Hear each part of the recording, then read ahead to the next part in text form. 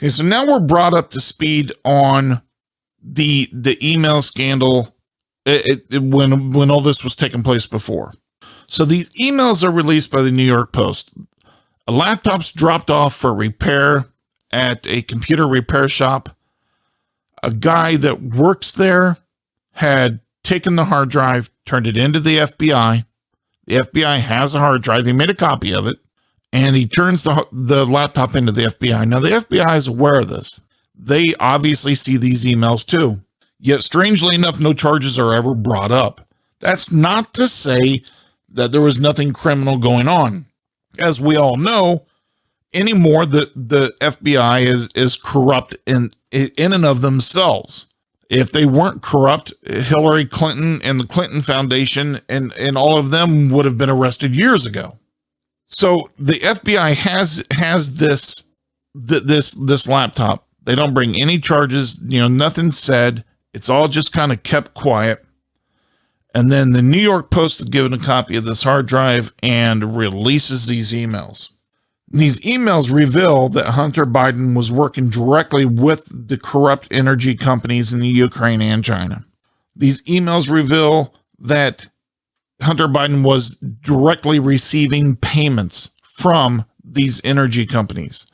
These emails reveal that Joe Biden indeed has met people on the board or executives at these energy companies because of Hunter Biden. So clearly, Joe Biden has lied when telling the American people that he doesn't discuss these things with his son. The name of this Chinese company, the energy company, it's an acronym. It's CEFC.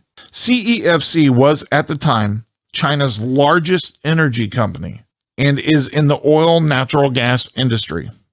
When I say at the time, it's at the time when all of this was going on, when Hunter Biden was over there and all of this was going on. One direct quote from a Hunter Biden email that was just released. This email was dated May 2017, stated, and quote, "As I had already alluded, we have discussed and agreed the following remuneration packages," end quote. So Hunter Biden is acknowledging that there's enumeration packages and that they've already discussed them and agreed to them. And now he's reiterating these things in this email. And these enumeration packages were apparently for 6 individuals, which are also named in the email by abbreviations to their names or first and last initials. Also on this hard drive, which was released, which is why I brought this up earlier, is, now, I will say allegedly to this because I have not seen the video myself, but there was allegedly a video on this hard drive which showed Hunter Biden engaging in smoking crack cocaine, is how it's referred to or defined by those who have seen this video.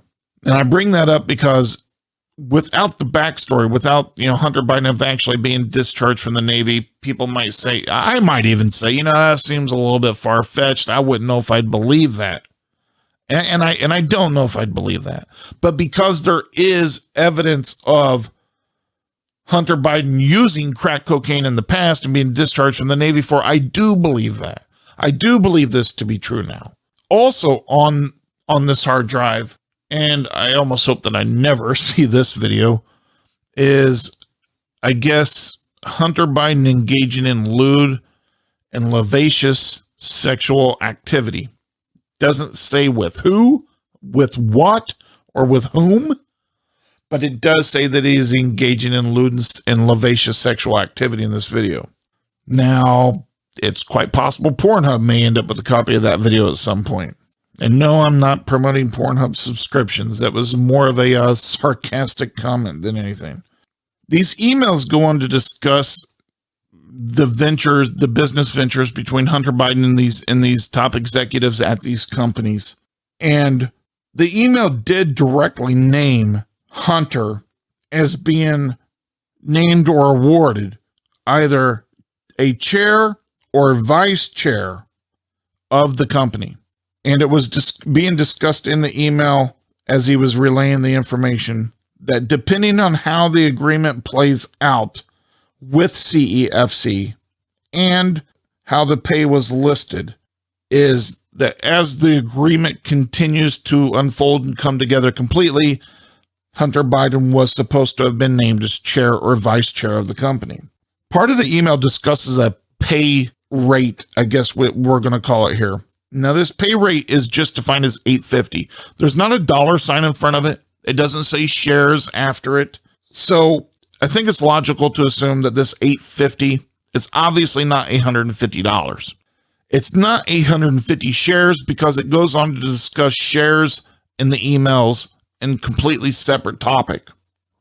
So this $850 that Hunter Biden is getting from CEFC is most logically and most plausibly $850 million.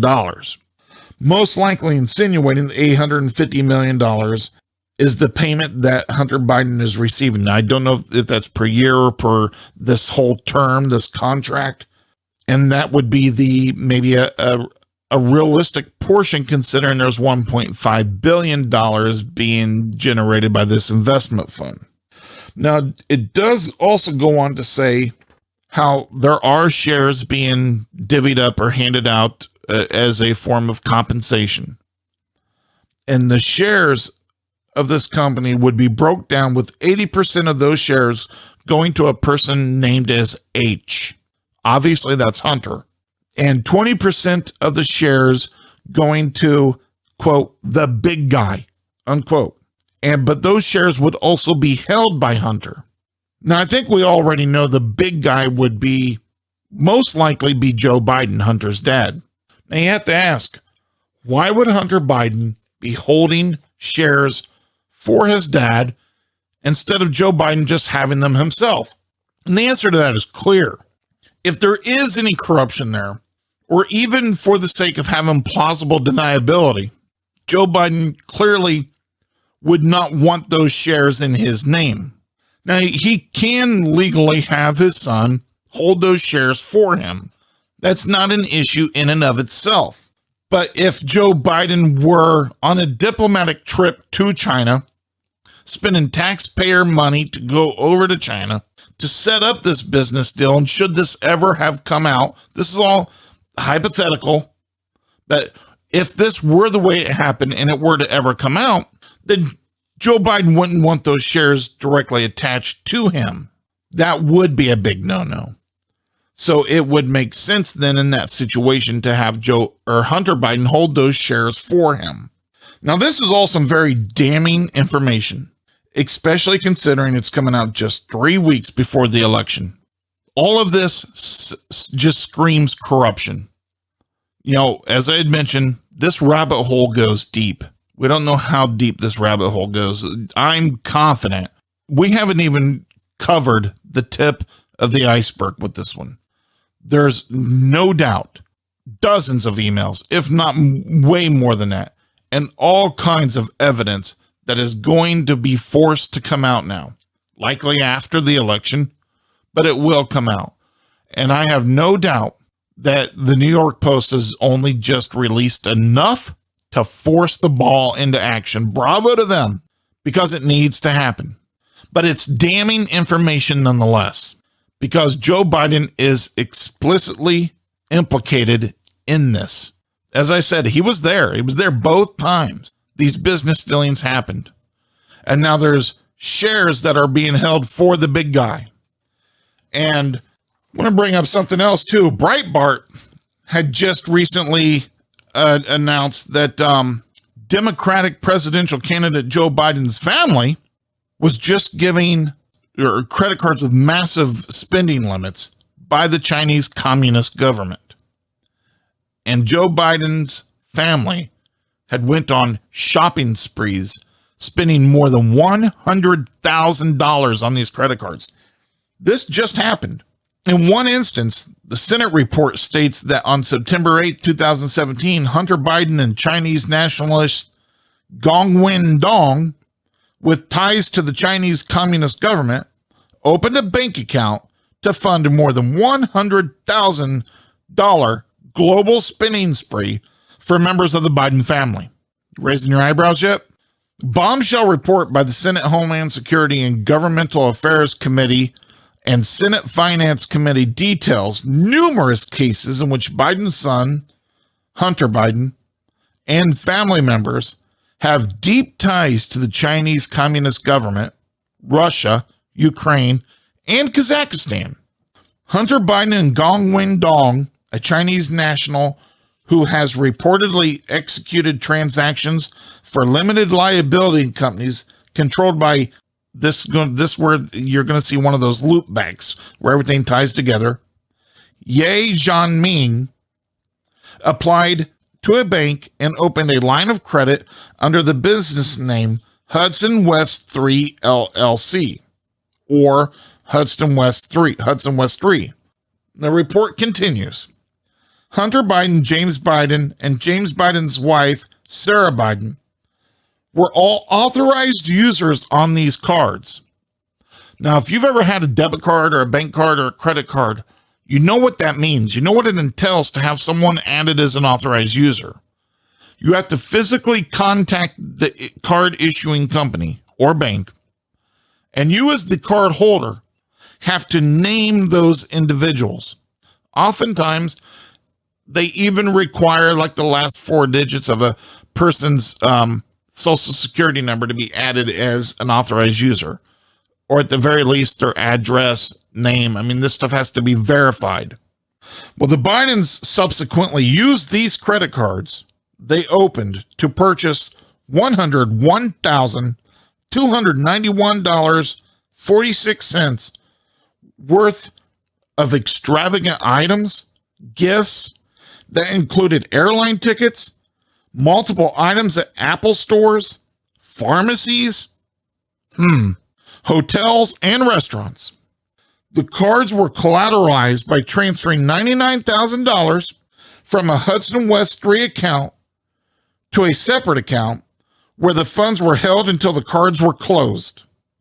The transaction was identified for potential financial crime activity. According to the Senate report, Hunter Biden held one of those credit cards, while James Biden and Sarah Biden, Biden's brother and sister-in-law, held 3 cards, and they were suspected for financial criminal activity. Remember that. The Senate report states that Hudson West 3 LLC was first incorporated on April 19, 2016, more than a year before the China-linked line of credit was opened to fund purchases made by Hunter Biden, James Biden, and Sarah Biden. Hudson West 3 LLC had a number of business dealings with companies and Chinese nationals linked to Chinese Communist government, the Senate report states. August 8th, 2007, CEFC, there's the name again, Infrastructure Investment, wired $5 million to a bank account for Hudson West 3.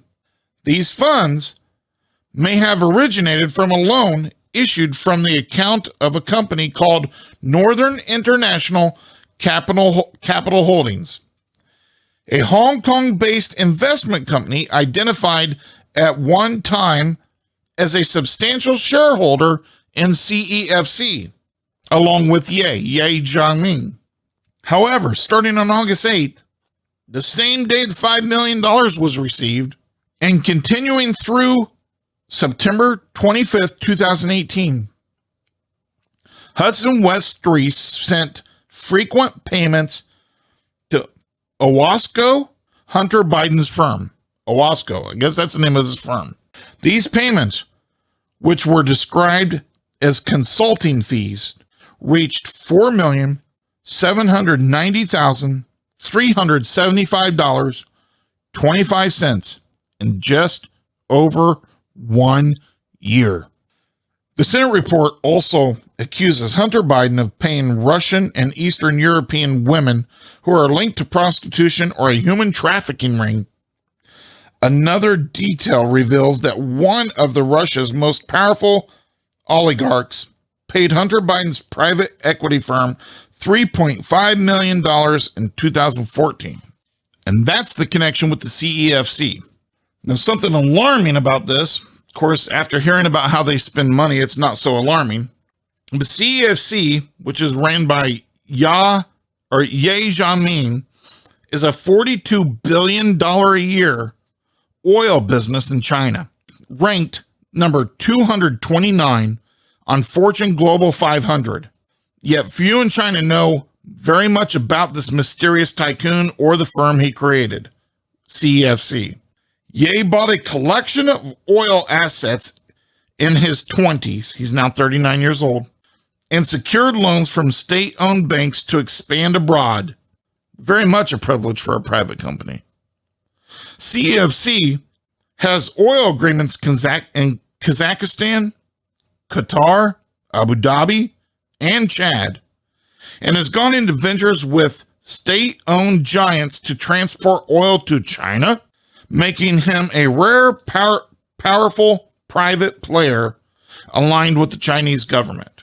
Well, CEFC, despite being worth something like 270 billion won, which is still several billion US dollars, and despite being or having a yearly income of $42 billion a year, has just declared bankruptcy.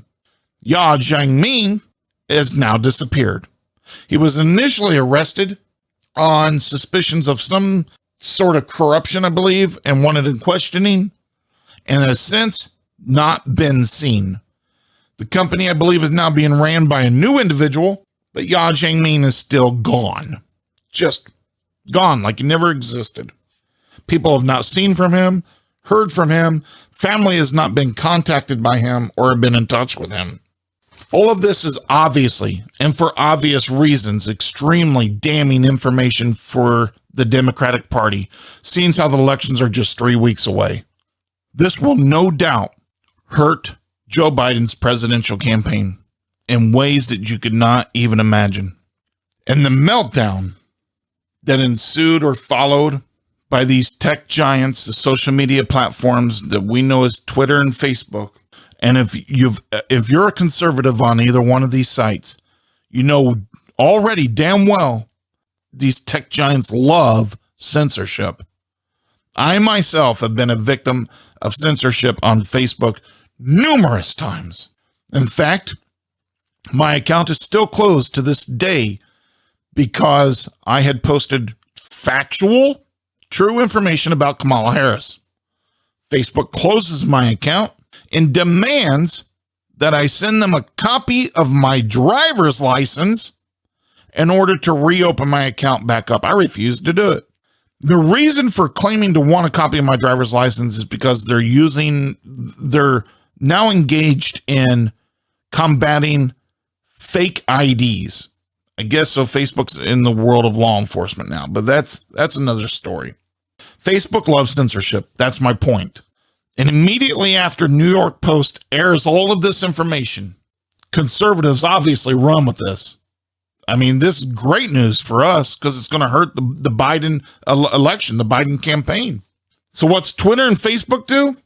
These leftist-leaning social platforms started to immediately fight back to protect the big guy by banning links by banning any links and any comments that linked back to the New York Post article. They were shutting down accounts of people who posted information about these Hunter Biden emails.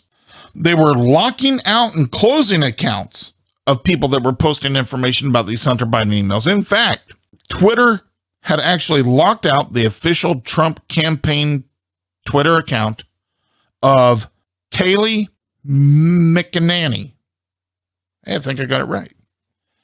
She had made a comment about the New York Post article and may have posted a link to it. Twitter banned her account, locked it out. She can't, to my knowledge, to this day, she still cannot get into it. Granted, it's only been about 3 or 4 days now, but she still is denied access to her Twitter account for just posting this information. Now, there's nothing about this story that's false at this point.